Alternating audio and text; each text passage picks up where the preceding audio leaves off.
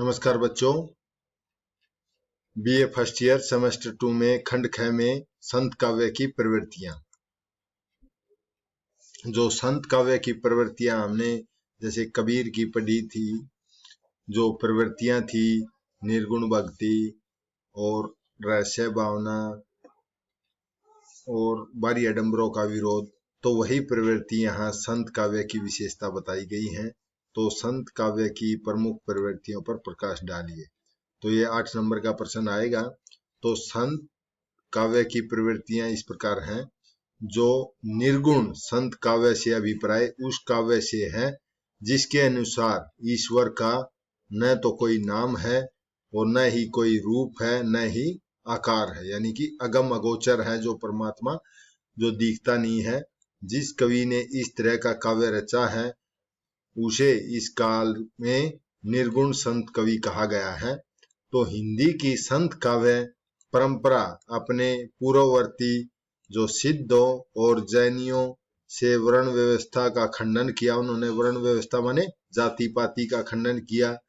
जैसे जैनियों ने नारी निंदा की थी, नाथों से योग साधना ग्रहण की थी और अपने समकालीन सूफी कवियों से प्रेम साधना ली थी, लेकर के काव्य रचना की थी। अपने समाज से क्षोभ मतलब क्रोध था प्रकट प्राप्त कर प्रकट हुए थे। इस काव्य के पहले संत कवि थे नामदेव, जो महाराष्ट्र में थे, वे पहले प्रसिद्ध हुए थे। जबकि अन्य कवियों में कबीर का नाम लिया जाता है। फिर रैदास जो मीराबाई के गुरु थे, और धर्मदास कौन था? कबीर का शिष्य था। और गुरु नानक देव थे, और दादू दयाल ये राजस्थान में थे और इनके शिष्य थे। सुंदरदास था और मूलक दास था।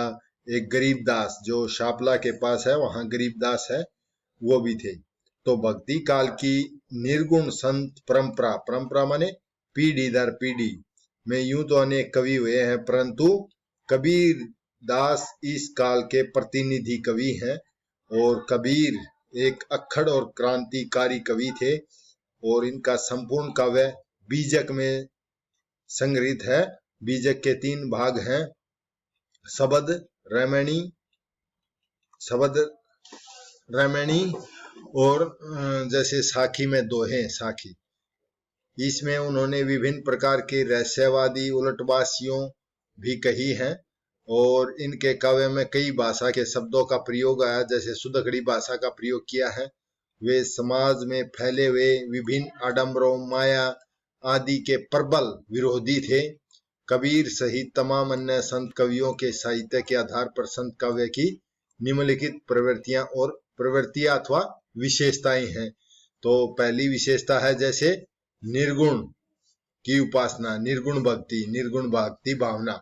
तो सभी संत कवियों में निर्गुण भक्ति भावना की उपासना की है और उसका वर्णन किया गया है। संत काव्य की मूलभूत प्रवृत्ति निर्गुण ईश्वर की उपासना है। जैसे आत्मा ही परमात्मा है, आत्मा को खोजते हैं, तो यही वह केंद्रीय प्रवृत्ति है जिस पर संत काव्य की अन्य प्रवृत्तियां आधारित है।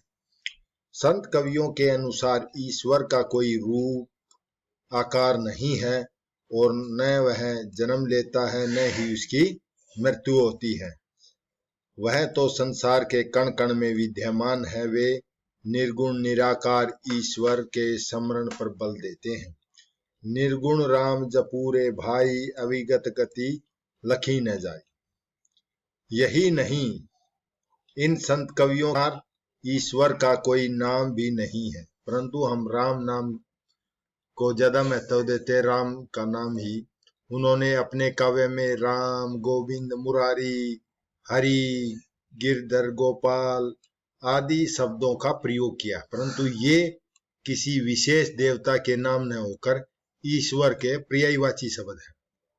जैसे दशरथ सुत तिहु लोक बखाना, राम नाम का मरम न आना, यानी कि जो दशरथ का पुत्र राम था, तीनों लोकों में श्री राम राजा रामचंद्र की तीनों लोकों में जय थी, परंतु जो राम का नाम है उसका मरम नहीं आना, यानी उसका राम का जो नाम है, नाम का मर्म नहीं जान पाए। आगे कह रहे हैं ज्ञान का महत्व। तो निर्गुण संत कवियों ने ज्ञान का महत्व दिया है। जहां सैगुण भक्तों ने आराधना माने पूजा पाठ में ज्यादा परमात्मा का नाम लिया है, परंतु सैगुण भक्तों द्वारा आराधना द्वारा ईश्वर की प्राप्ति होना बताया। वहीं संत कवियों ने ईश्वर की प्राप्ति के लिए आत्मा का ज्ञान, आत्मज्ञान को आवश्यक बताया है। आत्मा का ज्ञान प्राप्त होना बहुत ही जरूरी है। इसके अनुसार जब तक मनुष्य के हृदय में आत्मज्ञान की ज्योति नहीं जलती, तब तक वह चाहे कोई मथुरा चला जाए या काशी, उसे ईश्वर की प्राप्ति नहीं हो सकती। आत्मज्ञान बिन सब सूना, क्या मथुरा क्या काशी। कह कबीर सुनो भाई साधो, सहज मिले अविनाशी। अविनाशी माने परमात्मा। अगला है गुरु का महत्व। गुरु क्या है? गुरु ही हमारे को सच्चे दर्शन कराता है परमात्मा के। तो गुरु के बिना सही मार्ग पर नहीं पहुंच सकते। गुरु ही सच्चा रास्ता दिखाता है, जो हमारी कमियां हैं उनको निकालता है। संत काव्य में गुरु का स्थान ईश्वर से भी ऊंचा बताया है। जैसे कबीर ने कहा, गुरु गोविंद दो खड़े काके लाग पाए, बलिहारी गुरु आपने गोविंद दिया बताए। क्योंकि गुरु आपने गोविंद परमात्मा को बता दिया है। गुरु ही अपने शिष्य को दिव्य दृष्टि प्रदान कर ईश्वर प्राप्ति में सहायता करता है, परंतु उसके अनुसार गुरु सतगुणों से युक्त होना चाहिए। यानी कि सत्य गुरु वो होता है जिसमें सभी गुण होते हैं, नहीं तो गुरु और शिष्य दोनों ही संसार रूपी सागर में डूब जाते हैं।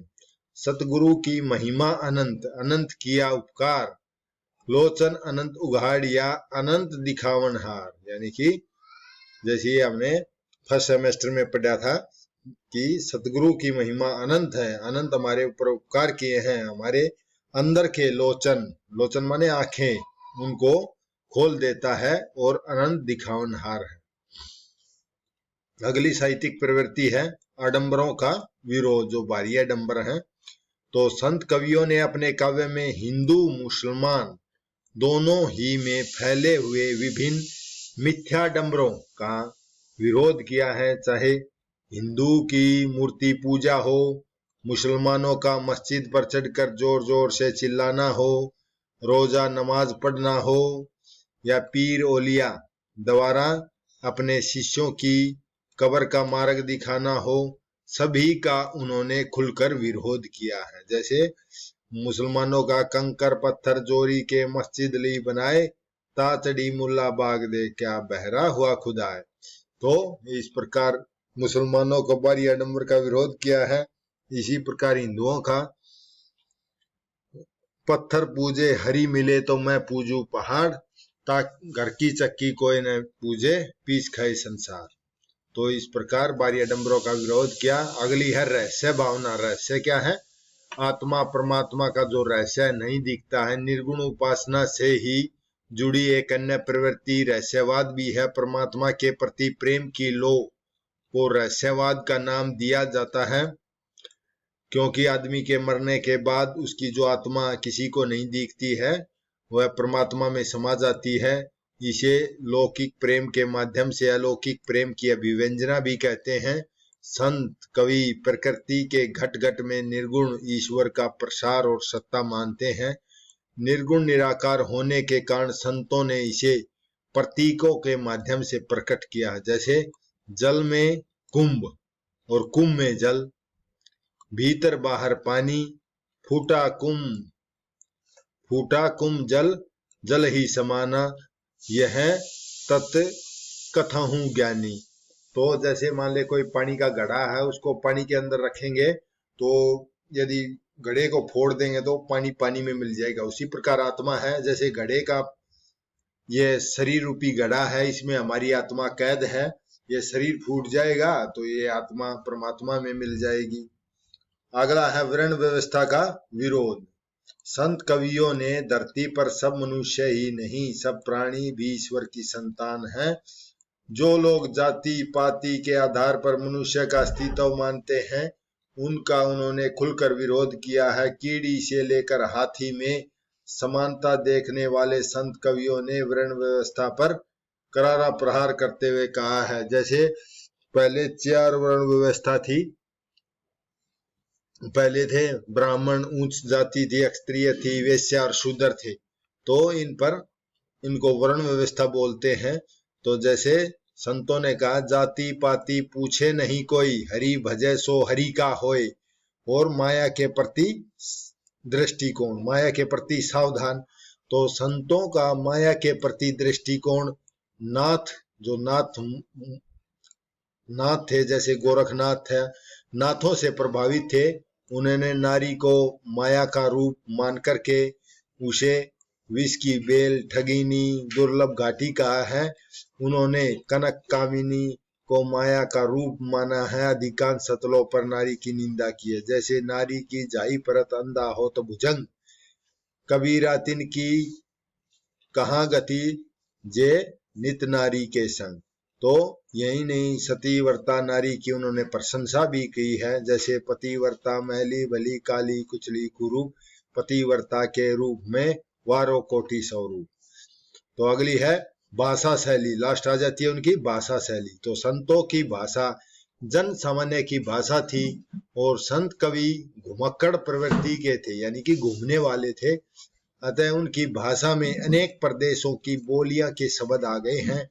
इसीलिए उनकी भाषा को सुदकड़ी या खिचड़ी कहा गया था। जो कबीर की भाषा है वह सुदकड़ी थी, और जो श्याम सुंदर दास आचार्य है उन्होंने उसकी भाषा को पंचमेल खिचड़ी बोला है, नाम दिया है। तो इनकी भाषा के सभी प्रकार के अलंकारों, रसों, छंदों का प्रयोग किया। जैसे दोहा, सोठा, दोहा, चौपाई छंदों का प्रयोग किया है। काव्य गुण कौन कौन से हैं?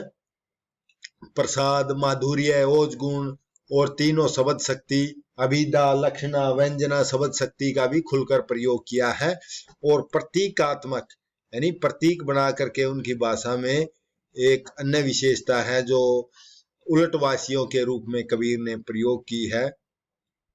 तो इनकी रचना मुक्तक होने के कारण इनके काव्य की गीति शैली, जैसे पद रचे हैं, पद हैं, शब्द हैं, तो उनका खुलकर प्रयोग किया है।